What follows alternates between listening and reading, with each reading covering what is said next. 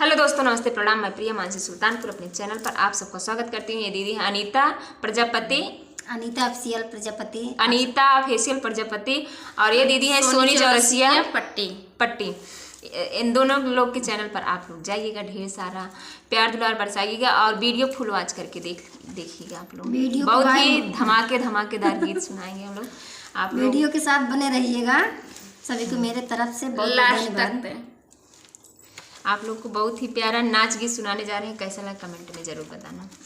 मन के एक बार नाच ले जाए आप सबके सुनाने बगिया बोलेला सुगनवा तनी उड़ाई दाना नदी, बगिया बोलेला सुगनवा तनी उड़ाई दाना नदी, तनी उड़ाई दाना नदी, तनी उड़ाई दाना नदी, तनी उड़ाई दाना नदी, तनी उड़ाई दाना नदी, बगिया बोलेला सुगनवा तनी उड़ाई दाना नदी, बगिया बोलेला सुगनवा तनी उड़ाई दाना नदी। सोने के थारी में जेवना परोसे, सोने के थारी में जेवना परोसे, जेवना परोसे ननदी, जेवना परोसे, जेवना परोसे ननदी, जेवना परोसे।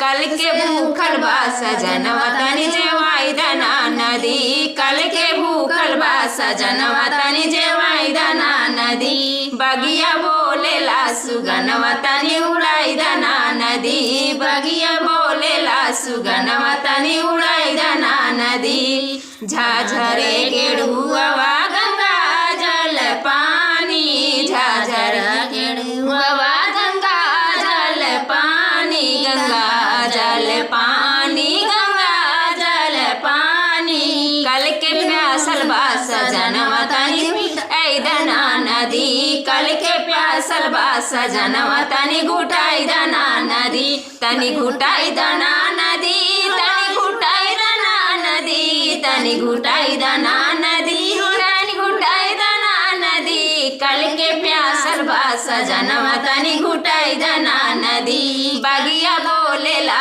सुगनवा तनी उड़ाई दाना नदी, बगिया बोलेला सुगनवा तनी उड़ाई दाना नदी। लौंगा इलायची के बीरा लगाए, बीरा लगाए ननदी, बीरा लगाए, बीरा लगाए ननदी, बीरा लगाए।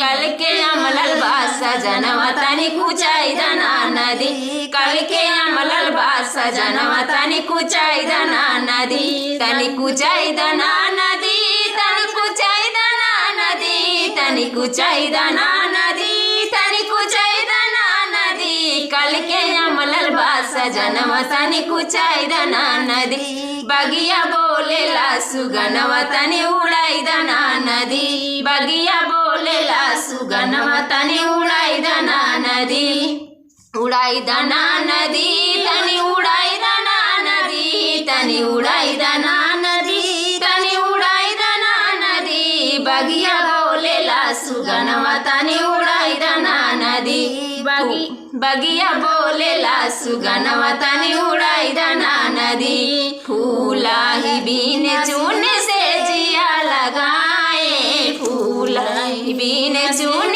से जिया लगाए, से जिया लगाए ननदी, से जिया लगाए, से जिया लगाए ननदी, से जिया लगाए। कल के जागल बा सजनवा तनी सुताई दाना नदी, कल के जागल बा सजनवा तनी सुताई दाना नदी, बगिया बोलेला सुगनवा तनी उड़ाई दाना नदी, बगिया बोलेला सुगनवा तनी उड़ाई दाना नदी, तनी उड़ाई दाना नदी, तनी उड़ाई दाना नदी, तनी उड़ाई दाना नदी, तनी उड़ाई दाना नदी, बगिया बोलेला सुगनवा तनी उड़ाई दाना नदी, बगिया बोलेला सुगनवा तनी उड़ाई दाना नदी। कैसा लगा कमेंट में जरूर बताना।